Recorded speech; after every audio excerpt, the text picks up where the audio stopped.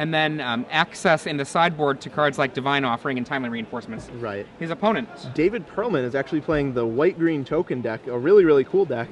He has 8 one-drop accelerators, 4 birds, 4 pilgrims, and then all the usual token-making cards. Midnight Haunting, he has Hero Blade Hold, Geist Honored Monk, Blade Splicer, Garrick Relentless, Elspeth Tyrell, and for his, 3 Parallel Lives. That is cool. are those main? Main deck, 3 Wow. Parallel Lives. I know Jonathan Job at the Invitational played a Parallel Lives Mimic Vat deck that was a ton of fun to watch. Similar style.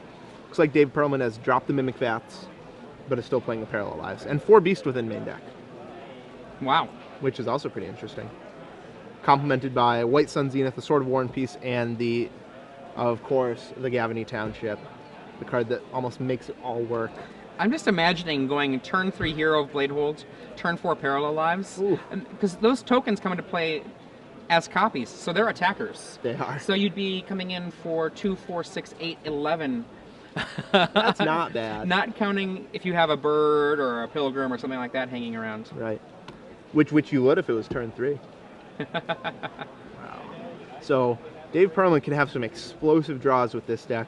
Turn 2 Blade Splicer, turn 3 Hero, turn 4 Intangible Virtue. It's game. Looks as though they're still shuffling. From their main decks, there's 2 Sword of War and Peace that I think Gindy's going to get a lot of value out of. One of the, I think, important cards we're going to see in this matchup, though, is the Beast Withins from David Perlman. Being able to, at an instant speed, strike down a valuable equipment. Right. That's one thing that you don't really expect if you're Charles Gindy, especially game 1. A way to instantly kill an equipment on an Invisible Stalker or a Geist of St. Traft. That's just something you can't play around. Not reasonably. So expect David to use that, or maybe even aggressively on Charlie's lands. One of the other things is that Midnight Haunting in David Perlman's deck is particularly good because not only does he have Parallel Lives, but he has Intangible Virtue. And so that means his Midnight Hauntings are actually not necessarily a straight up take away my entire haunting to deal with the Delver. It can actually be take half of my haunting to deal with a flipped Delver. There's the turn 1 Delver facing against a turn 1 Avacyn's Pilgrim. David Perlman winning the flip here. Yep. For those of you just joining us, I'm Adrian Sullivan, joined here by Zach Hall. And this is round 3 of the Star City Games Live Open Series here in Atlanta. Yeah, both players with their desired starts here. Their 1 drop of choice. And David, main phase Midnight Haunting. Heads up play, again against blue. You don't want to get fancy. You're going to cast it anyway, so why not cast it main phase? Now this is something we did not see happen 2 rounds ago, where the blue-white control player just waited. End of your turnitis, it kills, folks. The Delver flips on the first try, revealing Ponder, and gets in for 3. Charlie offers the trade, but Dave does not take it. He wants to be the beatdown here. And plus, I think I saw another Midnight Haunting peeking out of his hand, so no reason to trade off quite yet. Now, the thing that's very interesting about this is if you're David or if you're Charles, either way, you both are accustomed to being aggressive. But when 2 aggressive decks face off, one of them is actually the control deck. Right. I mean, for those of you who haven't ever read it, read Mike Flores' Who's the Beatdown. It's valuable reading. The decision about who is the beatdown, it matters, and that's where games are won or lost. Also, where games are won or lost are 2nd and 3rd manas. Charles Gindy has not drawn a 2nd land. Ooh, after pondering and shuffling, that's not going to be good for him. So, David cracks back for 2, and we'll see if he plays another main phase Haunting. Yeah, this is a... Go ahead, sorry. This is a double mulligan for Charles, so... A part of his struggle here is to find a better hand than he found. It looks like a Vapor Snag, I think. Yeah, he's still no land. See a Merfolk Looter peeking out there, but it doesn't do him any good if he doesn't have any land. Just like we saw with Adam Prozac, he crawled back into the game, but what didn't end up winning. We'll see if Charlie can do him one better here. Another Haunting for David end of turn. 4 Power of Flyers on his board. David clearly takes himself to be the beatdown. He's probably correct, given that Charles is mana screwed right now. Yeah, definitely. He wants to end the game as soon as possible before Charlie can bring his extra cards to bear. No Intangible Virtue from David yet. So in they come, tapping way down for 4 more damage. Yep. Leaves back only Avacyn's Pilgrim for a blocker, and He does not. It doesn't look like he has a 4th mana either, so he's a little mana shy. Probably sitting on something like a Beast Within or another Midnight Haunting.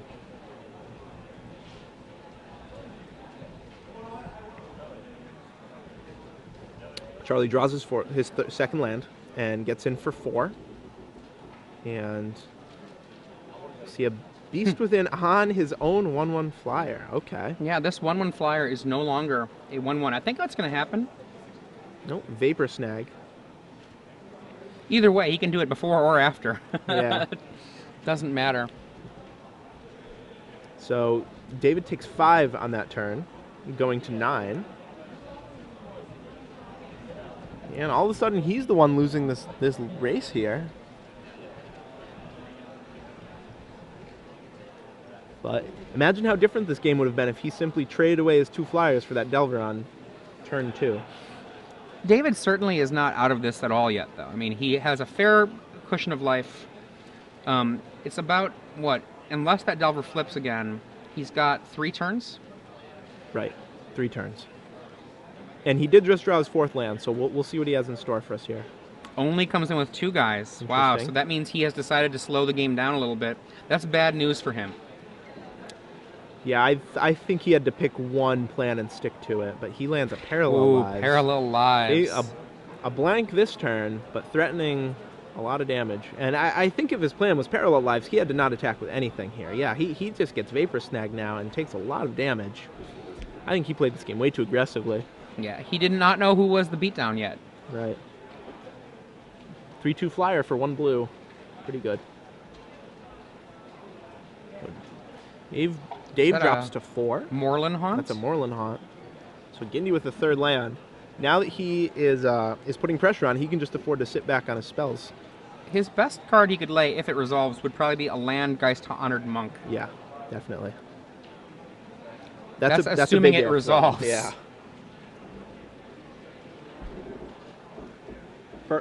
For counters, Charlie only has 4 mana leak, but we haven't seen one yet this game. Oh, Blade Splicer gets leaked. Blade Splicer is leaked. Says go. What do we see?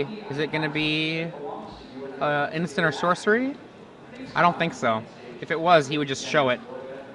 Yeah, I'm not sure why he's thinking about this so long. It would have to be some sort of game-impacting instant or sorcery, like a Vapor Snag or something, but even so, I think he'd still show. He attacks with both. This offers David Perlman the chance to double block here to kill the 1, but that does mean a Vapor Snag or a Snapcaster or a Gut Shot. Nope, he just trades it up. None of those cards from Charles Gindy. So now the lowly Delver facing off against the lowly Pilgrim. David Perlman, though, at 3 life. Not much of a cushion. 1 flip from that Delver, and he's done. So again, he misses his land. He's sitting with a lot of 5-drops in hand. I'm sure he would love to cast in Elspeth right now. Attacks for 1. Boy. Plays another Pilgrim. A flip is death. And just... Death? And? Death or cake? Death. Death. So, Charles Gindy, despite mulling to 5 and only having 1 land, takes that one down while still at a pretty comfortable 11 life. And again, I think if David just didn't attack, he would have won that game. Oh yeah, I think if he had traded, yeah, I mean, he would have been at 18 or so life. Right. When we get to this late game. Exactly, and even if he does have to trade him off, he's still facing an opponent that's a mull to 5. So as long as you just trade cards with them back and forth, the mull to 5 is going to run out of cards much quicker than you will. Absolutely. And I think also what was interesting was when he Beast Within, he chose to say go with Beast Within in his hand when Charlie only had 1 land. Yeah. It was mana screwed. So a lot of ways he could have played it. I think actually with the Beast Within, there was no, because it was a token itself, the Vapor Snag is going to work either way. Right. So there's nothing there, but the possibility of a counterspell, if Charles lays a second land is real. I guess I don't have as much of a problem with that, just because the card that matters gets him either way. True. So, looking at What the are they going to sideboards, do? yeah. David, in his sideboard, has 3 Autumn's Veil, 3 Time Reinforcements, a pair of Naturalized, 3 Oblivion Ring, and the playset of 4 Gut Shot.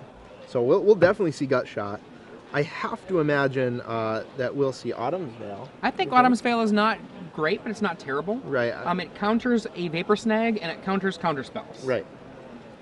And it's a great surprise card, especially costing only 1 mana. I think the Oblivion Rings and the Gut Shots are the most likely cards to see coming in. Honestly, though, Timely Reinforcements is also really solid.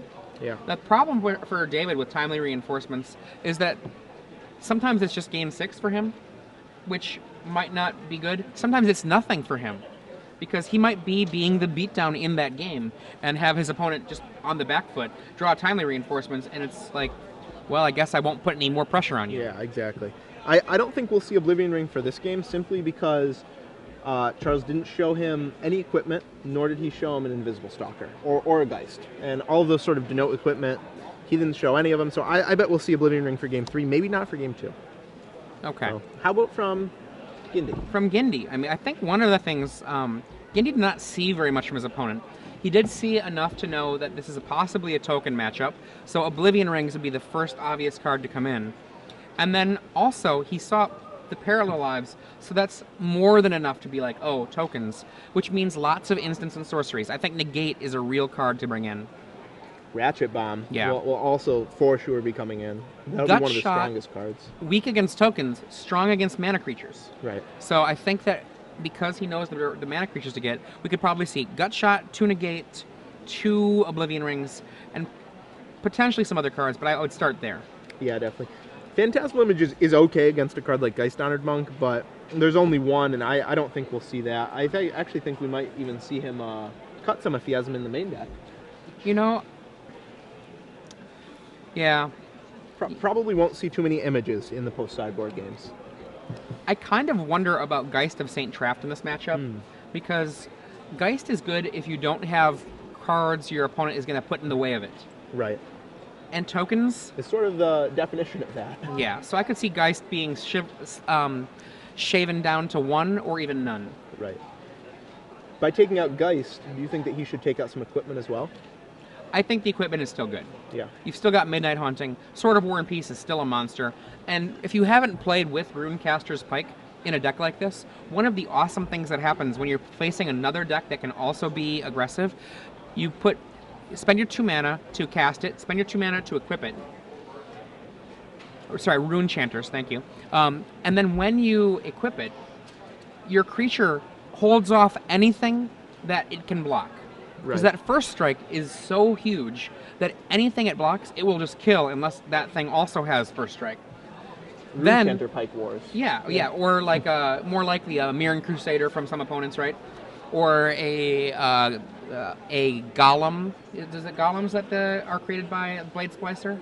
They do. Yeah. As long as the Splicer's As long as the Splicer's in play still. But most of the time, it'll just be like a 7-1 first strike, 7-2 first strike. Yeah, you're like a 7-2 first strike. But then after you've cast it, on the following turns, you can just come in with one huge guy and then move it back to one of your defenders so that they can't profitably attack oftentimes. Right. That card is definitely a sleeper. Been seeing some plays 1 of, now 2 of. I think we'll see that creep up, especially after the swords rotate out. We'll see a lot more of Rune Chanter's Pike. Looks like the player is shuffling up for game 2, laying out their openers. Though they might both be going back to Paris here. Whether they go to Paris or they go to the Long Beach, they're served the same dish. Oh, it looks like David is going to mulligan. Yep. And Charles pondering his hand, and he's keeping. So who do you think this matchup favors right here? Honestly, I have no idea how good Parallel Lives is. That I have not actually seen that in play. I've seen lists with the word Parallel Lives written on them. Right. But until I actually see what that card does, I feel like I don't really know what the answer is. So that I need to see what happens when that card hits. It's a scary card to face off against. It's also pretty slow though. You have to resolve it, then you have to resolve another token maker. Yeah. And I think if David maybe waited one more turn for that second Midnight Haunting until he got his Parallel Lives online, that game would have been different too. That's true. He had a lot of options available that game.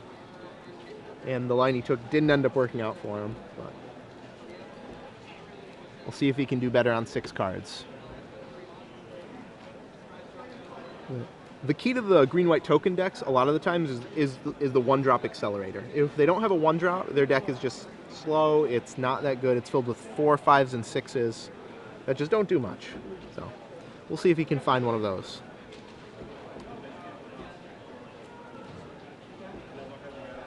And He might be going for a double mull. Oh, wow. I think he doesn't look happy about it, that's for sure. Charles is like, well, I won on a double mull, and why can't you win on a double mull? Don't talk to me about double mulls, kid. Yep. Exactly. So, David shuffles up, indeed going to 5. So the nuts 5-card hand would probably be Razorverge Thicket, Avacyn's Pilgrim, another land. Maybe 2 Razorverge. Sure. Garruk Relentless, I would have to imagine would be in there. And that's a card I think we haven't mentioned so far this match is Garruk Relentless. Yeah, that's one of the real monsters for this matchup. Yeah, if David can resolve a Garruk Relentless, it's not going to be good for Charlie. He has 6 Shroud Creatures, but that's it. Other than that, it's not good. All right, so here's the 5.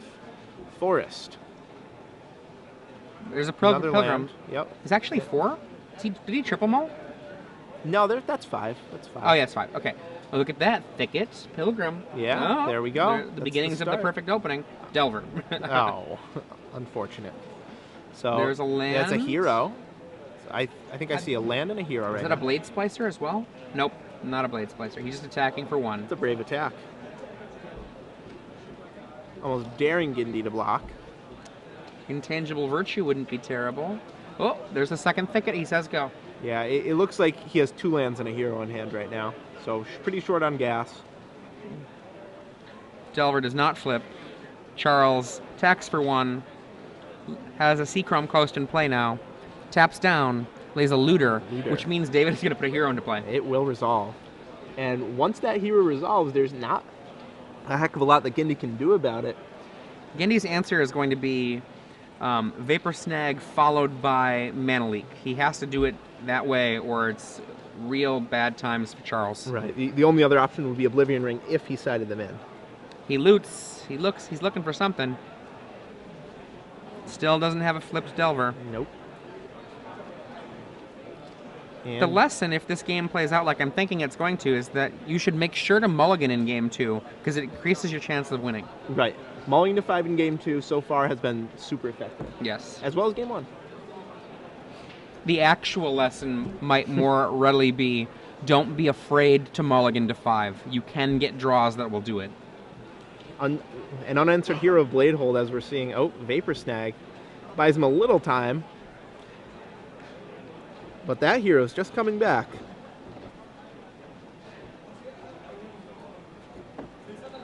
David drawing a Blade Splicer for his turn, so any spell he draws right now is good.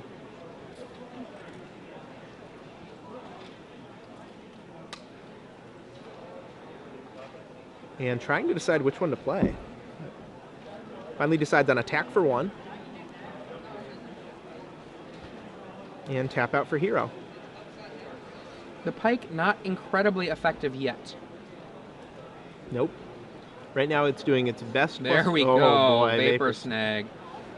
The existence of Vapor Snag, I'm not sure I would have swung with that Avacyn's Pilgrim. I probably would have held it back to trade with an unflipped Delver. As it turns out, it wouldn't have done it. But that's hindsight.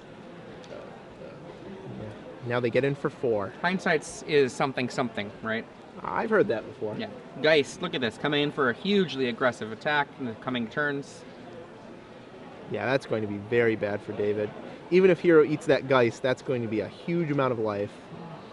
It's going to be at least Hero 9 can't life. even eat the Geist. Not with the pike on it, Yeah. you're right. So it's going to have to be Blade Splicer. Blade Splicer does do a little bit of work in delaying And a second. a little bit of damage there, right? Like you can chomp with your blade holds. Right, or you can just block with a 3/3 first strike. And Oh, does golem. he have two? He has two Blade Splicers. So those golems have double first strike. And if you're unfamiliar with double first strike, it works exactly the same as normal first strike. Pretty awesome. Yeah. So Merfolk Looter discards a land, filtering Gindy's draws right now. Further pushing his advantage.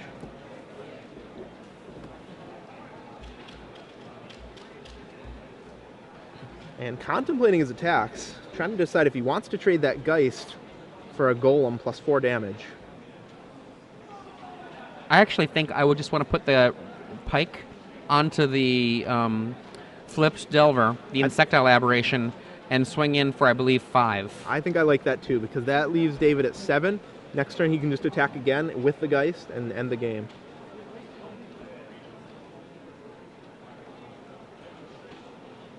What? Gindy's not sure. He equips the Geist. Wow. Oh, maybe. Okay. Still thinking about it. Well, if he makes a mistake, he has 2 mana left over to re-equip. Here they come. The Geist. There's going to be an angel coming with. The attacking invisible hand angel. token.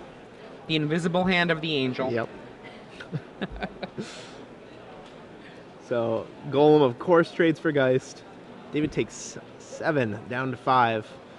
And unless he has an answer for that Insectile Aberration, he will die. Not that he has many in his deck.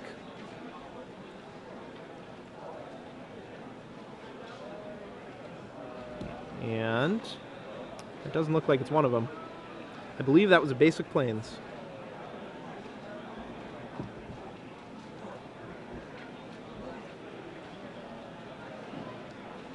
So from the looks of it, Gindy's going to win game 1 on a Mull to 5, win game 2 on his opponent's Mull to 5, mostly on the back of Delver of Secrets. That card is just... I think that's a fair way to put it. Yeah.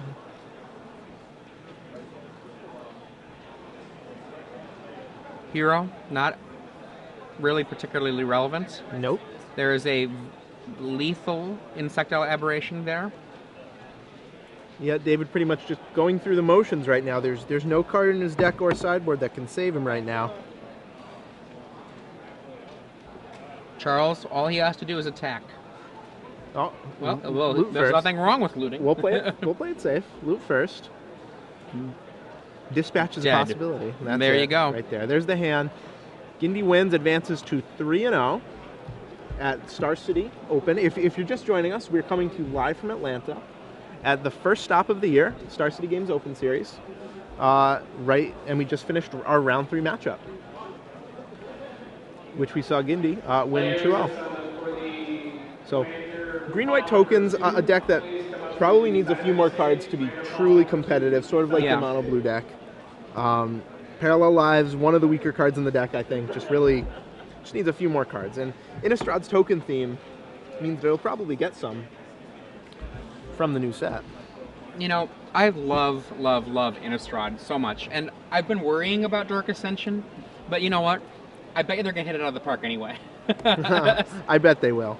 And speaking of Dark Ascension, at StarCityGames.com, you can pre-order Dark Ascension boxes, cases, fat packs, and more for some of the lowest prices available online, and receive 1 free month of Star City Games Premium for each booster box that you pre-order.